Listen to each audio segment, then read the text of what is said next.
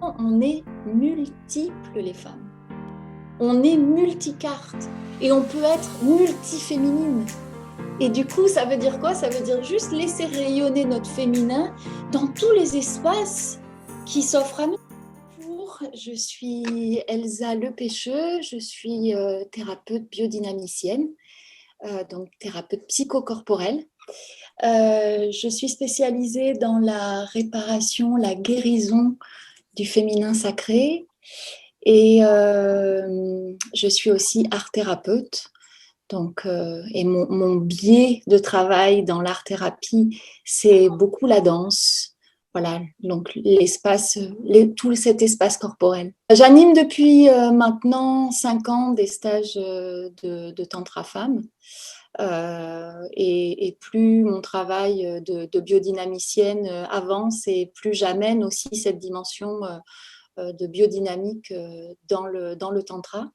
Donc, pour moi, aujourd'hui, j'anime un tantra biodynamique ou en tous les cas un travail très thérapeutique avec l'outil tantra.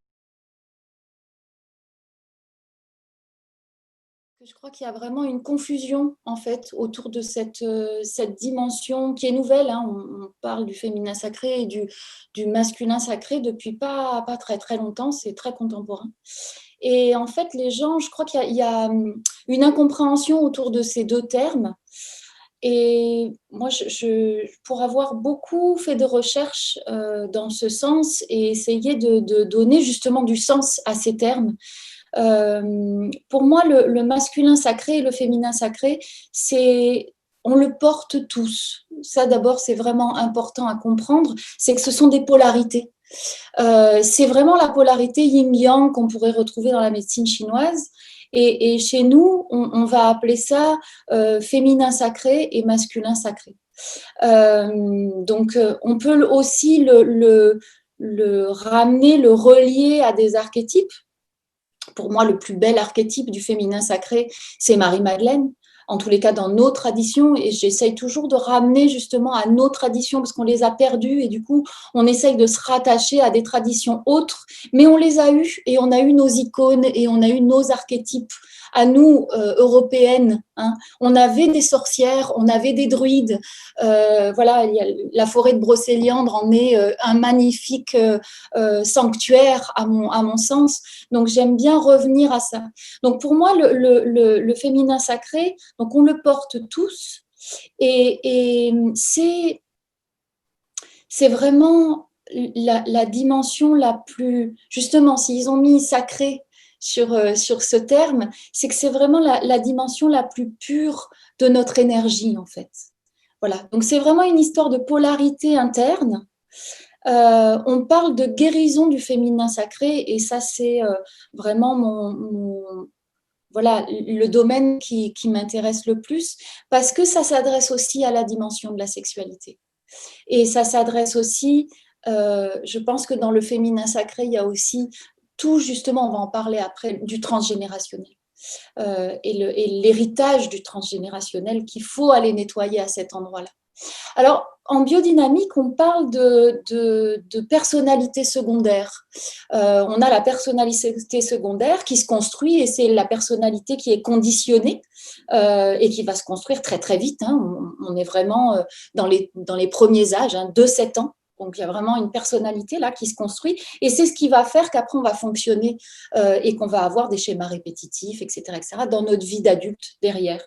Et si je vous parle de ça, c'est qu'il y a donc cette dimension de la personnalité secondaire et il y a le noyau sain. Et pour nous, en biodynamique, le noyau sain, c'est vraiment l'essence de l'enfant, l'essence de la personne, et c'est toute cette dimension où on est nous, on est soi, c'est le soi.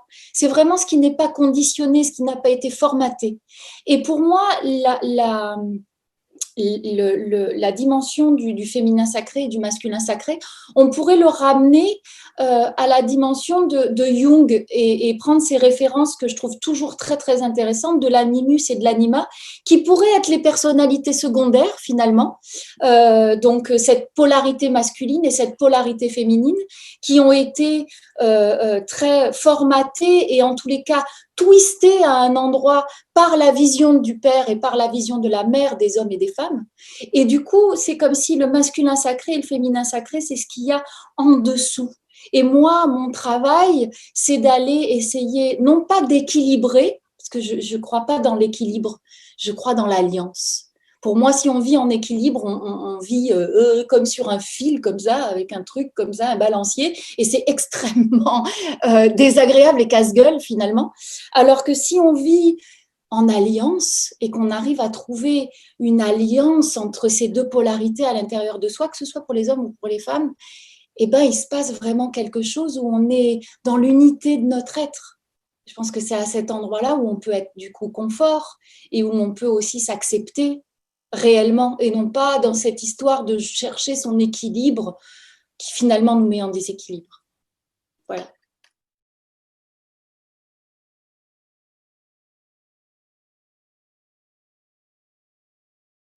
Alors, le transgénérationnel, pour moi, ça fait partie, enfin, c'est un très, très gros dossier. Hein.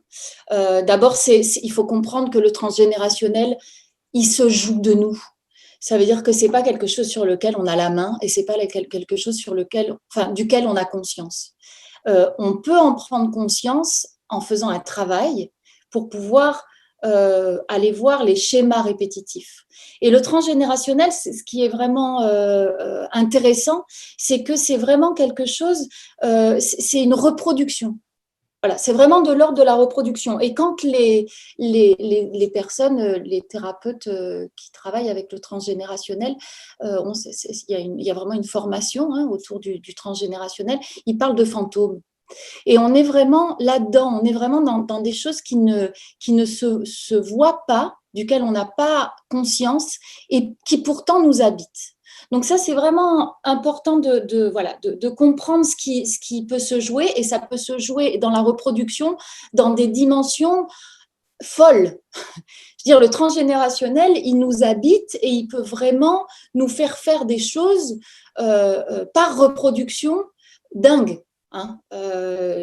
Y a vraiment des conférences à écouter de Bruno Clavier, qui est un mec, justement, un psychiatre qui est formé dans le transgénérationnel et qui parle de cas cliniques. Et c'est vraiment très hallucinant ce qui ressort. Donc ça, c'est une première chose, c'est que ce transgénérationnel, il se joue de nous et il est notre sac à dos. Il nous est transmis par nos lignées, donc d'un côté masculine, de l'autre côté féminine. Et c'est le sac à dos qui a été transmis à nos parents, c'est le sac à dos qui a été transmis à nos grands-parents, etc., etc. Donc c'est comme si à un moment ou à un autre, on ne prend pas la responsabilité d'aller le nettoyer, ce transgénérationnel, d'en prendre conscience, c'est des schémas qui se répètent. Et puis, ils peuvent se répéter comme ça à travers les générations et des générations. Donc ça, c'est une première chose. La deuxième chose, c'est Lise Côté qui en parle extrêmement bien, cette super Canadienne qui parle du féminin sacré, justement, et du transgénérationnel magnifiquement. Donc vraiment, aller voir aussi du côté de Lise Côté ce dont elle parle. Et puis, docteur Flo Membaum qui a écrit Femme désirée, femme désirante.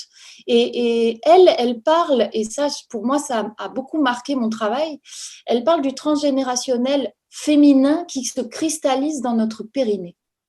Et c'est comme si, comme les femmes n'avaient pas le droit à la sexualité, et comme la sexualité des femmes n'était pas reconnue pendant des générations, du coup, c'est comme si les femmes de nos ancêtres nous avaient transmis quelque chose de l'ordre de cet endroit ne t'appartient pas.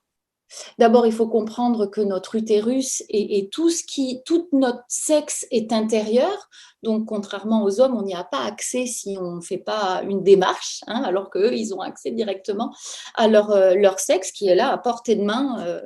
Voilà. Alors que nous, il y a vraiment une démarche à faire pour pouvoir le contacter, à part notre clitoris qui est extérieur. Mais ça, voilà, c'est pas quelque chose. C'est pareil, le clitoris, il a vraiment pris sa place et eu sa place en début 2020, on a commencé à en parler, à faire des schémas 3D. Donc, on est vraiment très, très arriéré par rapport à la sexualité féminine.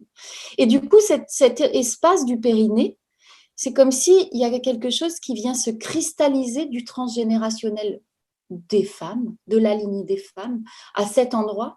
Et il y a vraiment un travail à faire pour aller nettoyer ses mémoires, nettoyer ses croyances et permettre aux femmes de s'autoriser le plaisir, de s'autoriser à se réapproprier cet endroit.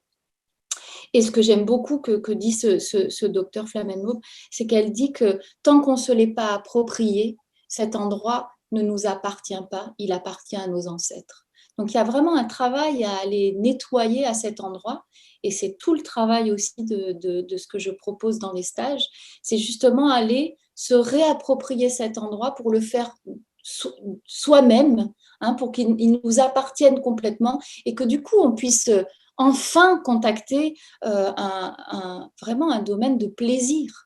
Voilà, un domaine de plaisir, de sensualité, et comprendre que notre sexe, s'il est fait de cette façon-là, c'est que l'énergie féminine et la polarité féminine, l'énergie du féminin sacré, elle est accueil. Voilà, donc ça, c'est vraiment très important. Et puis après, il y a aussi une dimension dans le transgénérationnel que je trouve vraiment intéressante à capter, c'est cette notion du prince charmant. Alors, on le rapporte beaucoup aux contes de fées et à Walt Disney, mais en fait, si on regarde, c'est un héritage transgénérationnel, ce prince charmant. C'est Aruna Lipstick qui parle aussi de cette dimension de l'ailleurs, la nostalgie de l'ailleurs, elle appelle ça. Et en transgénérationnel, on prend conscience et on voit qu'en fait, nos grands-mères, elles n'avaient pas accès à un mariage libre. Donc, elles étaient avec des hommes imposés. Et elles n'avaient pas le choix que d'aimer, en tous les cas d'essayer d'aimer, cet homme que leur père et leur famille leur avaient imposé. Et du coup, qu'est-ce qui se passe? Forcément, elles ont la nostalgie de l'ailleurs, parce que forcément, elles ne se marient pas et elles n'épousent pas, et donc elles ne couchent pas avec des hommes qu'elles ont choisis. Alors peut-être elles avaient croisé un homme et du coup cet homme-là va devenir le prince charmant. Parce que ce qu'il faut comprendre, c'est que le prince charmant, c'est toujours celui qu'on aurait pu avoir, qu'on aura, qu'on a eu, mais c'est jamais celui qu'on a. Donc, nos pauvres maris et nos pauvres compagnons, si on a cette nostalgie de l'ailleurs, en général, celui qui est là, il n'est pas reconnu. Par contre, celui qui pourrait être, celui-là est reconnu. Et ça, c'est de l'héritage transgénérationnel.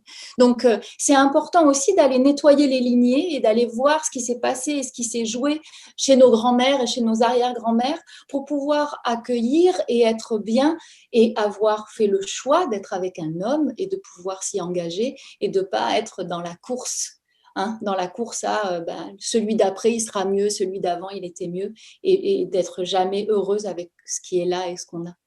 Voilà, je pense que le transgénérationnel, c'est vraiment une dimension très importante à aller travailler, et j'emmène beaucoup cette dimension dans les stages. Et puis, le transgénérationnel, c'est aussi les archétypes, puisque c'est aussi des choses qui nous ont été transmises, et ça, c'est le positif.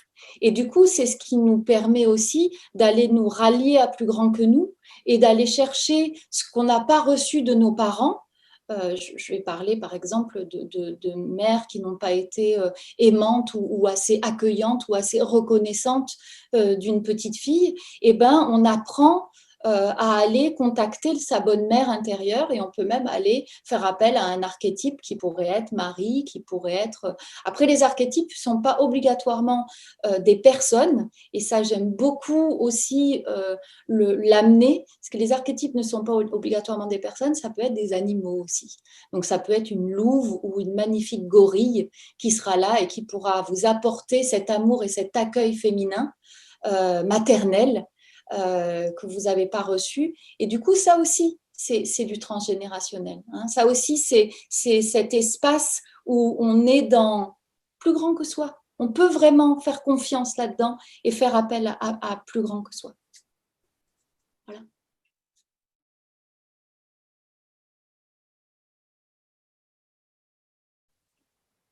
Pour moi, le féminin, en tous les cas, je pense qu'il y a un diktat du féminin à l'heure actuelle. Il y a quelque chose où on est en train de nous apporter de nouvelles croyances. Et on n'est toujours pas dans la réalité de ce que c'est le féminin, je pense. Il y a encore une construction qui est en train d'être amenée là et qui est vraiment encore à déconstruire. Donc, le, le, le féminin, comment je vais vous dire ça? Le féminin, il y a vraiment une dimension où il n'y a rien à chercher à l'extérieur. D'abord, il y a qu'est-ce que c'est le féminin? Le féminin, c'est une énergie, finalement. Si on regarde, est-ce que c'est avoir les cheveux longs? Est-ce que c'est du maquillage? Est-ce que c'est une mini-jupe? Ça, on va parler de féminité peut-être, on va parler de mise en valeur de la féminité, mais le féminin, c'est quelque chose qu'on ressent, c'est quelque chose qui est à l'intérieur de nous et c'est vraiment en lien avec cette part féminine qui nous habite. Donc, est-ce que le féminin, ça serait pas tout simplement, quand on est une femme, être en capacité d'être pleinement en accord avec cette partie de nous? On est fait de yin et de yang, et dans le yin, il y a un peu de yang, et dans le yang, il y a un peu de yin. Donc, dans le féminin sacré, et dans cet espace féminin, il y a un peu de masculin, et pareil, dans l'autre sens. La seule chose, c'est que je pense que pour être pleinement femme, et pour être pleinement dans son énergie féminine, il y a peut-être à accepter et à visiter cet espace. Et du coup, je crois que le féminin, c'est aussi se réapproprier l'espace de notre énergie sexuelle, qui est notre énergie de vie et qui fait que on est justement des femmes, parce qu'on a encore une fois ce sexe qui est concave. Voilà. Donc, je ne pense pas que le féminin ce soit quelque chose qu'on trouve à l'extérieur, même si justement, on peut faire le lien avec le transgénérationnel à cet endroit-là, parce que je pense que le féminin, si on a une mère qui n'était pas du tout féminine, d'accord, donc qui n'avait pas ce réflexe de se mettre en valeur, de se maquiller, de se faire belle, de prendre soin de son corps, eh ben, on n'a pas le réflexe de prendre soin de soi. Et je pense que les femmes, dans toutes les générations et dans toutes les tribus, ont pris soin d'elles et ont pris soin de se faire belle, et ça, oui, ça fait partie de la féminité. Mais ce n'est pas l'essence du féminin. Je crois que l'essence du féminin, elle est totalement intérieure. Et qu'il n'y en a pas une, du coup, féminité. Il y en a plein. Et c'est trouver... voilà, c'est accepter le fait que justement, on est multiples, les femmes. On est multicartes. Et on peut être multiféminine. Et du coup, ça veut dire quoi? Ça veut dire juste laisser rayonner notre féminin dans tous les espaces qui s'offrent à nous. Et ça peut être le féminin dans la guerrière, et comme ça peut être le féminin dans la mère, et comme ça peut être le féminin dans l'enchanteresse, par exemple, si on parle d'archétype. Mais en tous les cas, voilà, le féminin, c'est pas être mère, c'est pas être hétéro, c'est pas être maquillée, c'est pas ça le féminin. C'est vraiment quelque chose qui est beaucoup plus intérieur.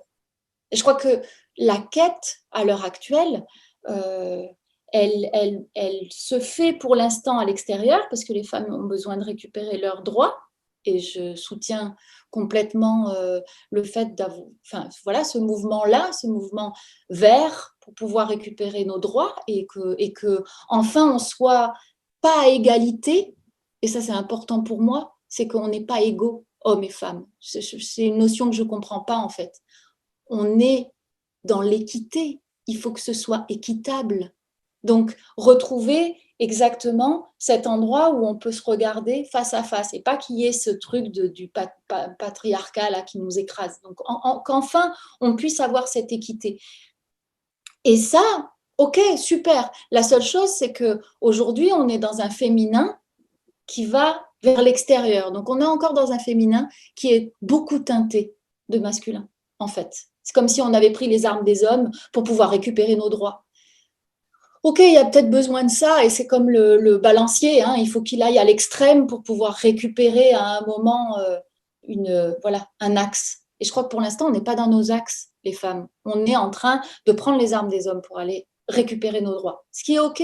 Mais par contre, je pense qu'il y a une deuxième vague dont il va y avoir besoin, et je milite pour ça, et c'est vraiment, tout mon travail, c'est ça aussi, c'est une fois qu'on aura récupéré ça, une fois que nous, en tous les cas, on sera en accord avec, voilà, avec nos polarités, comment on peut habiter notre féminin et apprendre à être douce avec nous-mêmes et du coup avec l'autre. Parce que c'est quand même ça qu'on a à apporter dans l'univers, les femmes. C'est de la douceur, de la bienveillance, de l'accueil, de l'empathie. Ça, ce sont nos qualités féminines, les qualités du féminin. C'est ça. Donc, oui, prenons les armes des hommes pour aller récupérer nos droits, pourquoi pas. Mais n'oublions pas que cette polarité, si on veut complètement l'habiter et y être bien et trouver notre place, c'est pas en allant prendre celle des hommes, c'est en habitant la nôtre pleinement.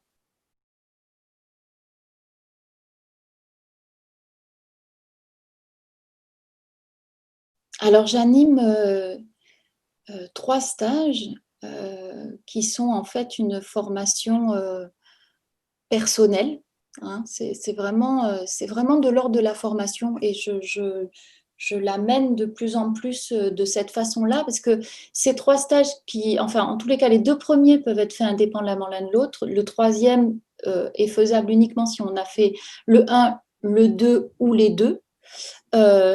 Bien sûr, je conseille de faire les 3 dans le sens où, d'abord, euh, c'est la constitution d'un groupe.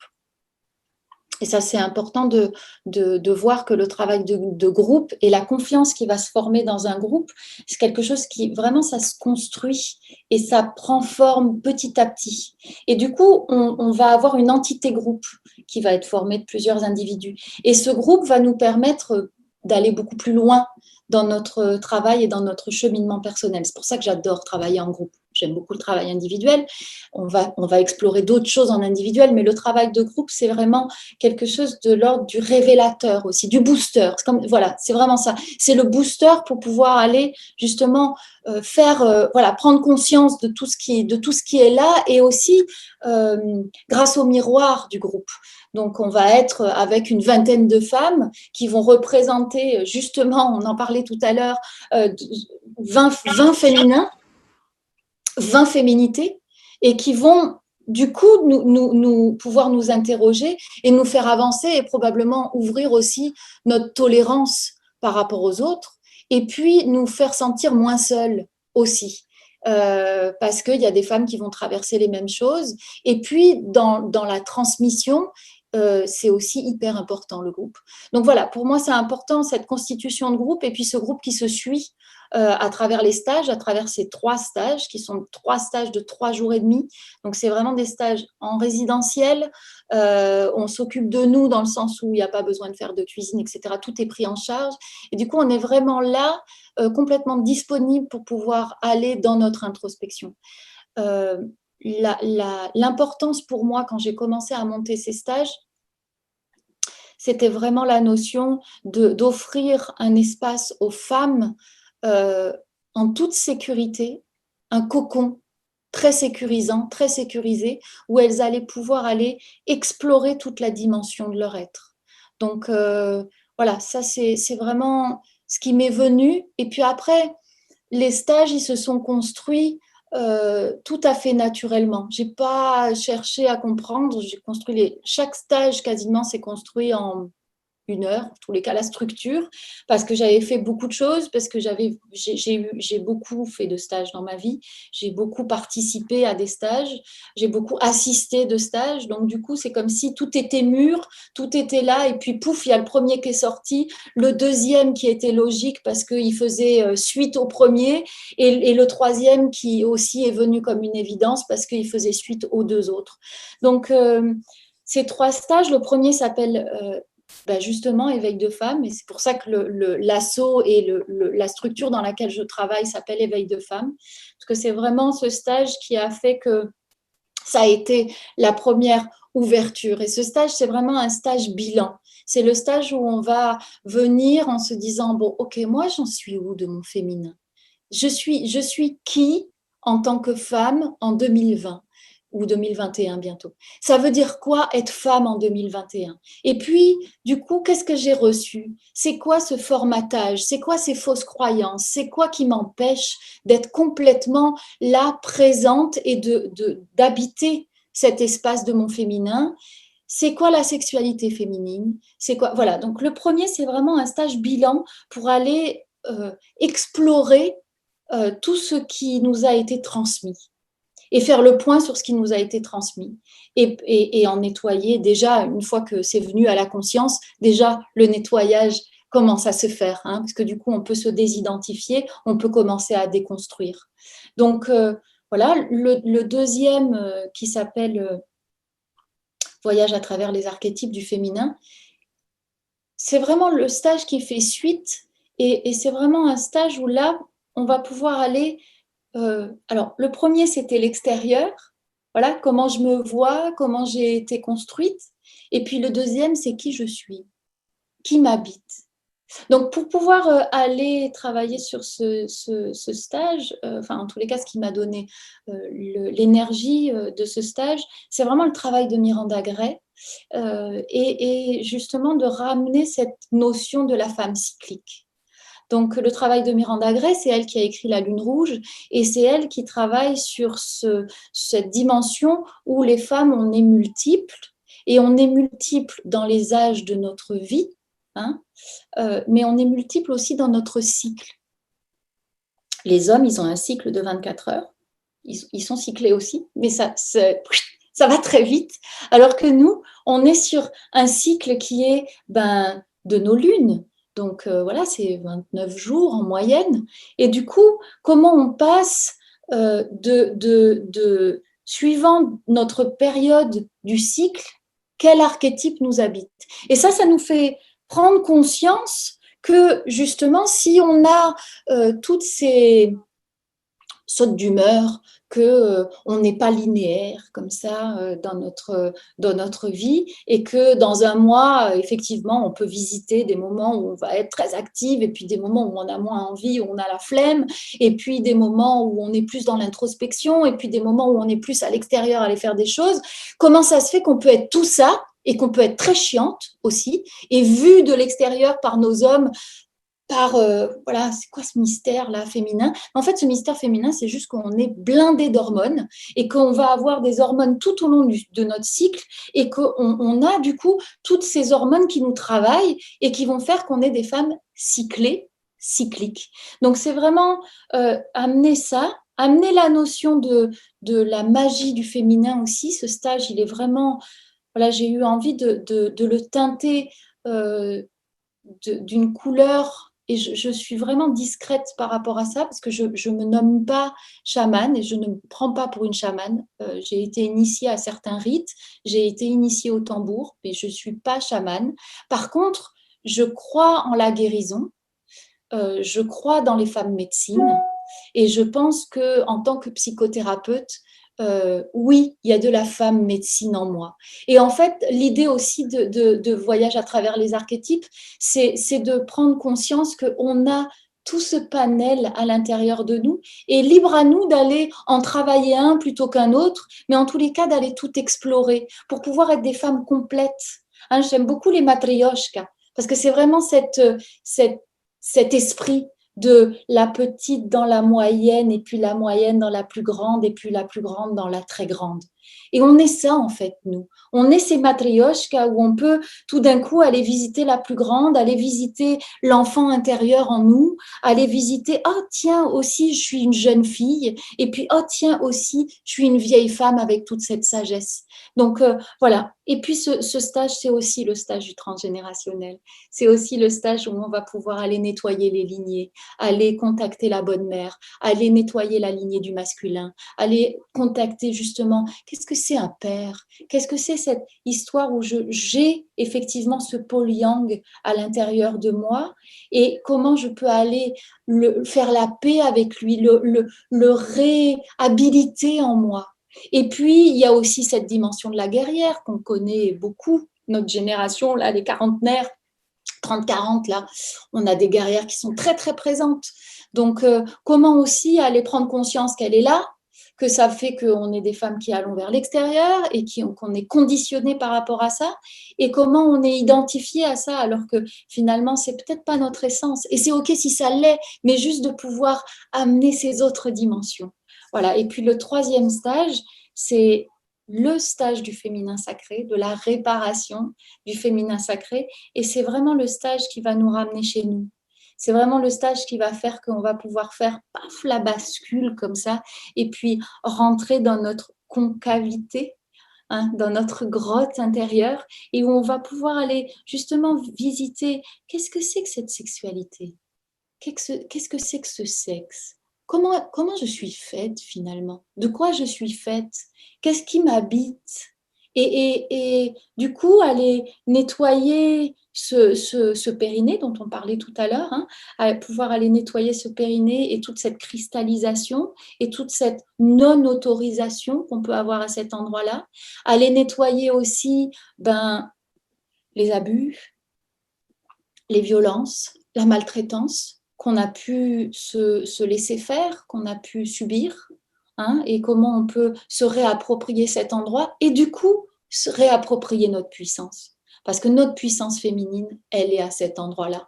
Elle est dans notre ancrage, elle est dans notre périnée, elle est dans notre bassin. Voilà. Et c'est ça qui fait qu'on est en connexion avec la terre, qu'on peut être nourri par la terre-mère et que du coup, on peut, voilà, se connecter au ciel, se connecter aux étoiles et tout d'un coup devenir des femmes tantriques, initiatrices. Mais si on n'a pas nos jambes et si on n'a pas cet ancrage, on ne peut pas monter, on se perd dans les étoiles et on devient comme ça éthéré. Alors que vraiment le travail, c'est comment je me recentre, comment en tant que femme, vu que je suis liquide, hein, l'énergie féminine, c'est l'énergie liquide comme ça. Donc, comment je peux m'amener du contenant, prendre conscience que j'ai un contenant corporel, et c'est là qu'on va beaucoup aller aussi travailler sur le corps dans mes stages, c'est aussi prendre conscience de ce contenant corporel pour pouvoir habiter ce féminin sans devenir quelque chose d'éthéré comme ça.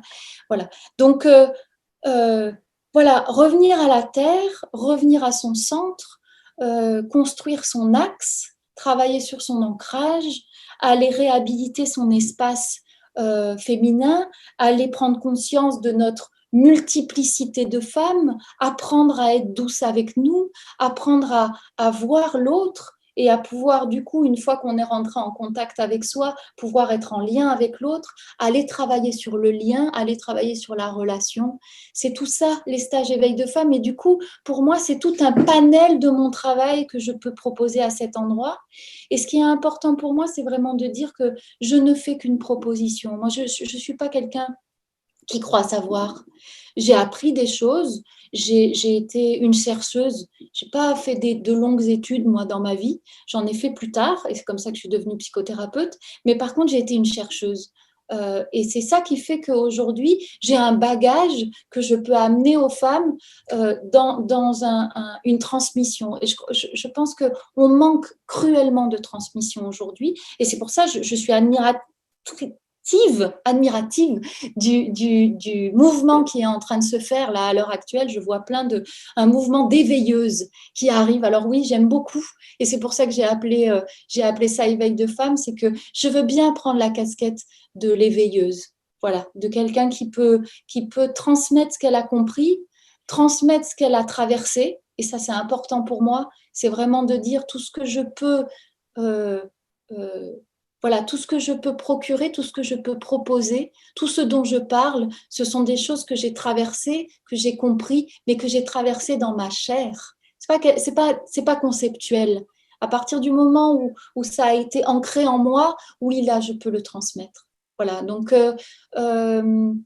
j'aime être avec les femmes, j'aime ouvrir cette dimension sécuritaire pour les femmes parce que je pense qu'il y en a cruellement besoin de cet espace et il y a cruellement besoin aussi que les femmes, pardon, que les femmes fassent la paix entre elles et que justement ce truc qu'il y a entre nous et qui est bien connu, même si on ne se l'avoue pas toujours, de la concurrence, hein, ah ben celle-là elle est mieux que moi, ah ben celle-là elle est plus machin, ah ben celle-là elle est plus truc, ah ben celle-là elle a... Juste regarder que quand vous êtes en stage, en très très peu de temps, le masque se fend et tout d'un coup on prend contact avec une autre dimension de la personnalité et tout d'un coup, on se rend compte que la femme qu'on avait contactée du regard et où on s'était dit ah celle-là non jamais ça va pas être possible ou celle-là elle est vachement mieux que moi et ben on se rend compte qu'en fait on traverse toutes des galères, on traverse toutes des difficultés, on a toutes des complexes, il y en a pas une que je connaisse qui soit réellement fière et bien dans son corps. Franchement, je pense qu'on est toutes avec cette dimension. J'avais une amie que je garde chère à mon cœur qui l'appelait la détailleuse. Cet archétype qui nous habite et qui est celle qui va venir mettre le point là où ça fait mal en permanence. Là. Et ben voilà, c'est juste faire la paix avec nos détailleuses et faire la paix avec nous-mêmes en étant moins exigeantes. Et du coup, on devient aussi, si on est en capacité d'être moins exigeante avec soi, on va être moins exigeante avec l'autre. Et du coup, c'est à cet endroit-là où le lien entre les femmes va pouvoir se faire et où on va vraiment pouvoir créer cette sororité. Voilà, donc c'est multidimensionnel. Les stages sont multidimensionnels parce qu'ils se font et par ce que j'apporte et par ce qu'apporte ma magnifique euh, assistante, Nina, qui est art thérapeute et qui travaille aussi beaucoup avec la danse et le corps. Et du coup, il y a aussi, c'est important pour moi d'avoir voilà, ces deux visages du féminin. Elle apporte des choses qui sont complètement différentes de moi et on est totalement complémentaires. Donc, voilà, cette féminité, comment aller la rencontrer? Je crois qu'aujourd'hui, il y a vraiment besoin en fait qu'il y ait des espaces qui soient créés pour ça, parce que c'est pas évident. Et c'est l'espace d'éveil de femmes que j'ai voulu créer. Voilà.